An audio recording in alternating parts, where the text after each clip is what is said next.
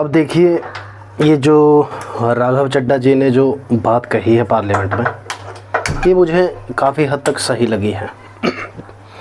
ये बात है स्टॉक मार्केट के ऊपर, है ना।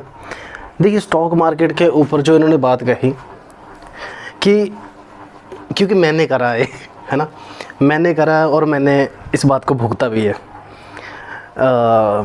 जब पैसे कम थे, आज भी इतने तो कहाँ हैं, लेकिन जब भी पैसा लगाते हैं या तो वो डूब जाता है या तो इतने ज़्यादा इनके टैक्स हैं, कोई इनकम टैक्स इनका, कोई मतलब फ़लाना टैक्स, कोई फ़लाना टैक्स।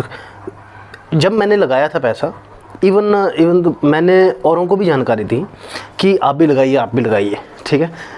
तब तो लगाया, सब ने लगा दिया, लेकिन उल्टा उसके बाद मेरी बेइज्जती हो गई।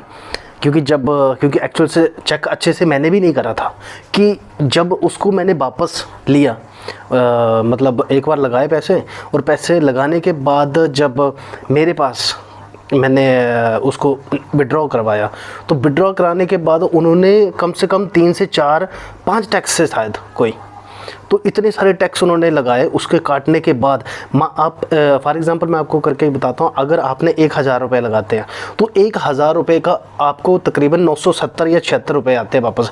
25 रुपये पूरे उड़ा देते हैं ये। सोचो ये क्या है, ये घपड़ा है, ठीक है ना। और दूसरी बात कि ये बात भी सही है कि जैसे हम छोटे हैं, ठीक है, या फिर हम जैसे कई और भी काफ़ी सारे छोटे होंगे जिनके पास पैसे कम है, ठीक है, जो सोच रहे होंगे कि नहीं मैं इसमें स्टॉक मार्केट को चेक करूं या देखूं, लगाऊं, पैसे लगाऊं, तो मुझे नहीं लगता उनको विश्वास होगा इस चीज़ पर, ठीक है। और वो विश्वास भी नहीं करेंगे, क्योंकि जब एक बार वो लगा तो देंगे, लेकिन लगाने के बाद उनके पास जो रिकवरी में मतलब जो इंटरेस्ट कमाएंगे, वो इंटरेस्ट के भी मतलब काबिल नहीं रहते, ठीक है। क्योंकि अगर कोई 2000 लगाता है, 2000 का उनको वापस में यही कोई 1750 या 1800 वापस आता है, ठीक है। और ये सच्ची बात है, ठीक है ना, क्योंकि मैंने करके देखा, मैंने लाइव देखा अपना खुद, ठीक है। तो ये देखी है मैंने चीज़ लाइव होते हुए। और इसकी जब भी जैसे मार्केट बड़ा क्रैश आता है, ठीक है ना, उसकी ज़िम्मेदारी कौन लेता है? उसमें भी कोई कुछ नहीं है, ठीक है। किसी तरह का मतलब कोई जैसे होता है ना छोटी सहायता राशि, जैसे राघव जी ने बोला कि नहीं ये छोटी सहायता राशि मतलब छोटे मिडिल इनकम वालों को होनी चाहिए, लो इनकम वालों को होनी चाहिए, तो वो सही है कहीं ना कहीं। तो इस तरह की कोई बात है नहीं, उसमें बताई गई है। देखिए, मैं पक्ष में बात नहीं कर रहा, लेकिन ये मैंने फील करी है, इसलिए मुझे लगी कि बोलना चाहिए और मैंने बोल दिया इसके ऊपर, ठीक है। आगे आपका दिमाग है।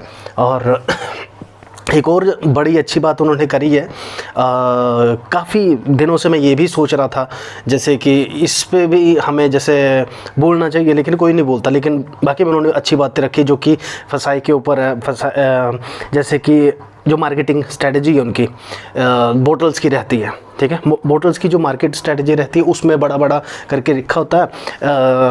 इवन देखिए, आसान भाषा में बताऊँ तो जैसे हमारे माँ बाप है, हमारे माँ बाप जब बोतल ख़रीदने जाते हैं नॉर्मल से, तो वो क्या करते हैं कि वो बोतल उठाते हैं। जैसे इवन मेरे खुद के पापा जी, मेरे खुद पापा जी क्या करते हैं कि वो दादी जी को जो है बोतल लेके जाएंगे रियल जूस की।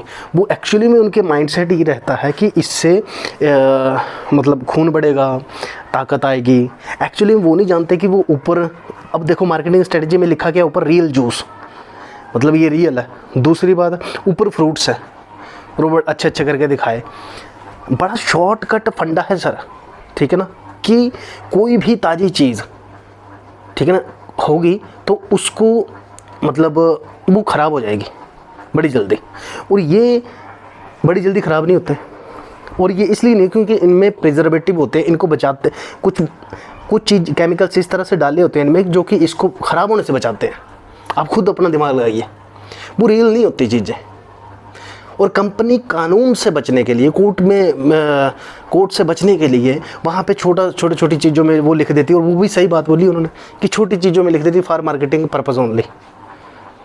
तो इसका मतलब या तो आप उल्लू बना रहे हैं। अब इसमें सरकार भी घुसी होती है, इसमें दुकानदार भी घुसा होता है, इसमें समाज भी खुद मिला होता है। सब आपस में मिले जुले, ताकि पैसे का एक संचलन चल सके। बस इस तरह से काम चलाया जा रहा है, ठीक है ना।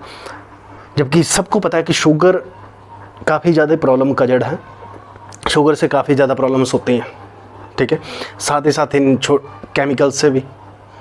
और जब आप इस तरह के जो कि कंसनट्रेटेड करके, मतलब ये कुछ प्रिजर्वेटिव डाल देंगे जो कि उनका पता भी नहीं है कि ये शरीर में क्या करेंगे, उसका भी पता नहीं है कुछ, उसके बावजूद आप दुकानों में इस बात को मतलब इजाज़त दे रहे हैं कि आप बेच सकते हैं, ठीक है। देखिए कुछ दिनों पहले हमारे ही इवन जो डिपू राशन में हो, उसमें एक प्लास्टिक के चावल आए थे। वहाँ पर भी हमने मुद्दा नहीं उठाया था, लेकिन बोलना चाहिए था, मुझे दिखाना चाहिए था, वो भी कंप्लेंट करेंगे, मैंने करी नहीं थी। लेकिन ये चीज़ें धीरे धीरे हो रही हैं, ये आ रहा है। हम काफ़ी पहले सुनते थे कि नहीं अंडे में जो है मतलब अंडा प्लास्टिक, बट नहीं, वो भी रियल हो रहा है। चावल प्लास्टिक के, नहीं चावल प्लास्टिक के आ रहे हैं अब। ये चीज़ें हो रही हैं धीरे धीरे, हमें देखना होगा, ठीक है ना। हमें जो इसके एजेंसीज़ हैं जो इसको मतलब देखती है, या तो उसको सुधारना होगा, या तो उस पर प्रेशर बनाना होगा, या ताकि हर वो देखिए रिपोर्ट तो वो बेशक देते होंगे पार्लियामेंट में, लेकिन मुझे नहीं लगता उस पर कोई गौर होती है अच्छे तरीके से। आप खुद सोचिए, एक अगर इतना मैंगो इतना सा होता है, ठीक है, चलो आपने जेनेटिकली मॉडिफाइड करके उसको इतना बड़ा कर भी दिया मैंगो को कि नहीं उसमें अब इतने बड़े बड़े आम लगेंगे, ठीक है, इतने इतने बड़े बड़े संतरे लगेंगे, करा इंजेक्शन से ही ना।